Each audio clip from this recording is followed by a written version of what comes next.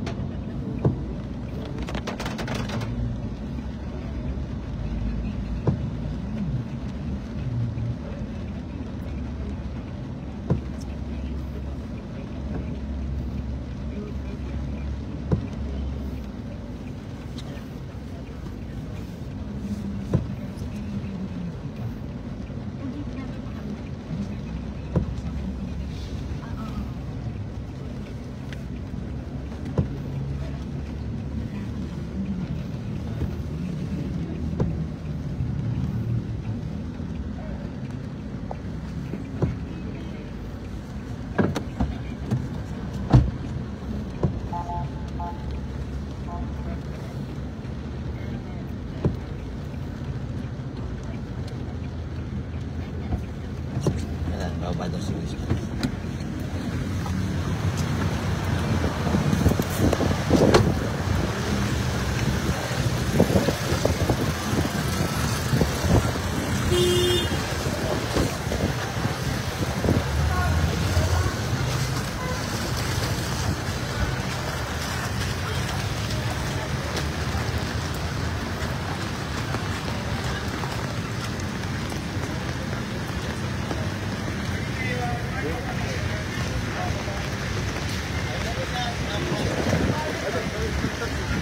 Wala ba?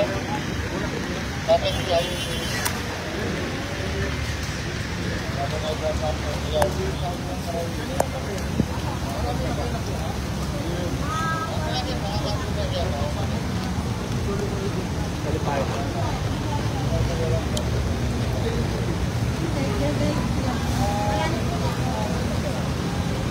Ayun na nagbubuha.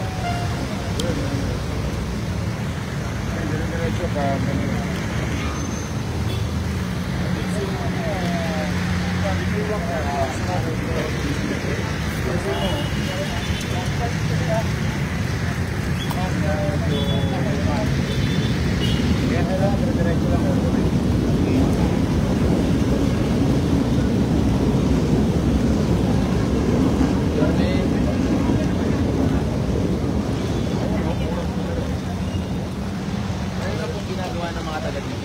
Ayun pa rin, wala pa rin dito. Alisin yung mga lupa, burat, nakapura talaga sa train. Yun talaga, diglati talaga. Kasi katulad ng isang gabi, ayun na, yung kanto, ayun, nabawasan naman ang tubig. Ang lalim dito, dati isang gabi magkapantayan. So, dire-diretso lang kami. Lalong-lalo na yung PJs, kawawa yung mga pasyente ron. Ano naman, non-stop, kahit na bumabagyo, mag-uwi to hospital, yung taga-TPS. So far, humupa na raw kasabi ko ng DRMO. Marami ng area. But we're taking advantage of konti ang sakyan, mahina mo lang. Although kahit dry season, papatira kami ng papatira. Katulad nung 2 weeks ago, nagsimula na yan. Kaya lang ito talaga, nawiwirduhan lang ako talaga dito sa Top Avenue. Bakit po kaya, sir? Eh kasi, paputol-putol.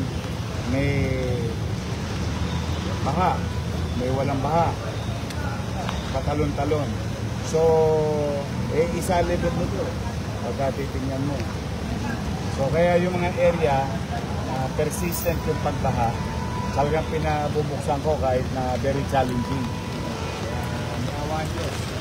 Pagka so far yung iba, nakita namin, karoon ng ginhawa. Ang businesses dito na lang dito.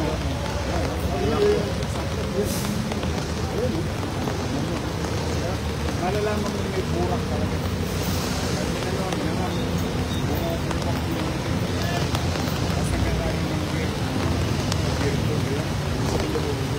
Sabihin, vacuum. update po sa stay of the land ni Mayor? Mamaya, ang Consejo, mag-special session.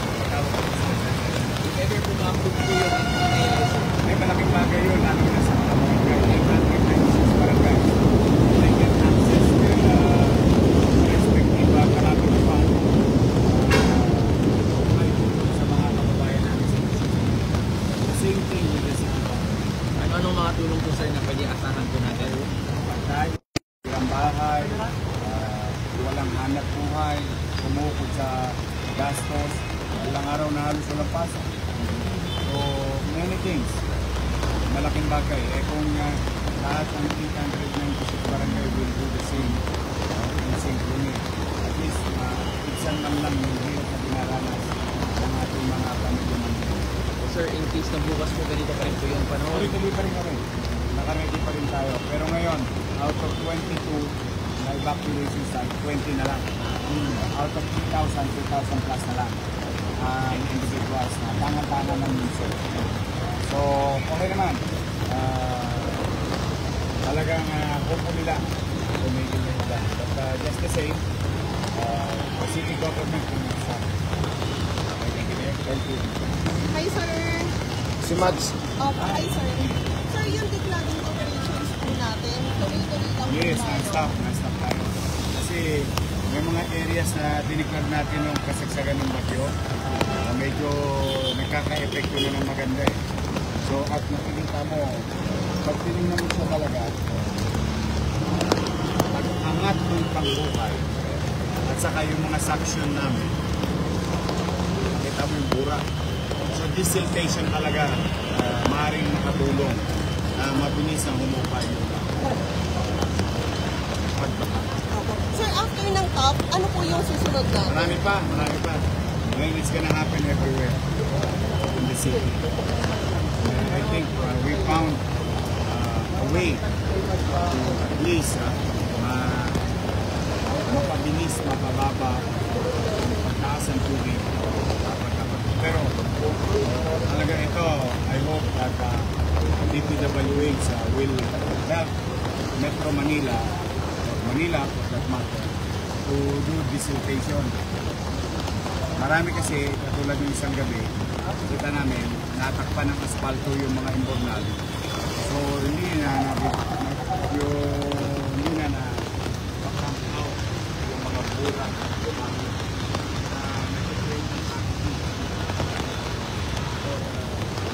Magsara ang tubig. Hopefully.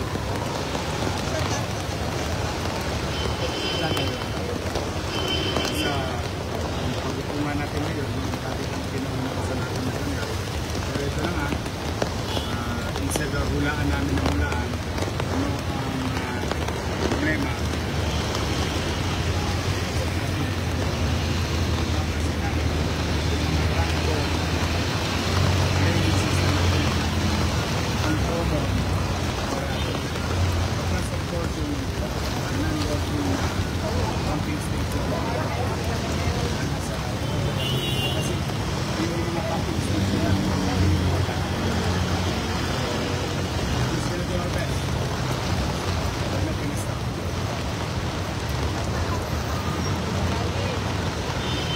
So far naman,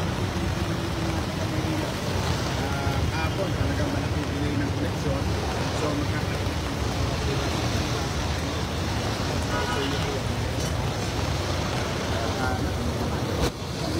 may paasi pero now we're going back to normalization of connection sa mga bahay. Nakitulong yung pakikisa ng tao bayan. Garantiya naman namin, tulad niya, pasabot pa, so i-ulit. So patalaga na.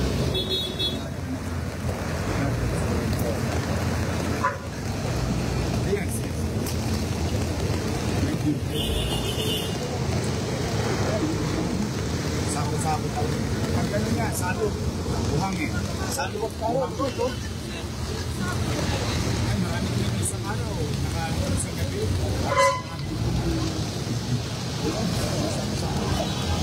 Talagang you won't miss it eh.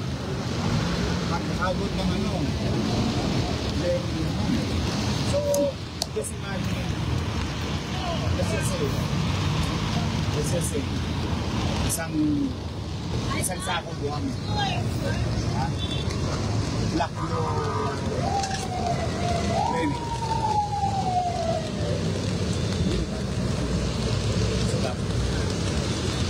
So, hindi siya rocket science. Mahirap lang, pero hindi siya rocket science.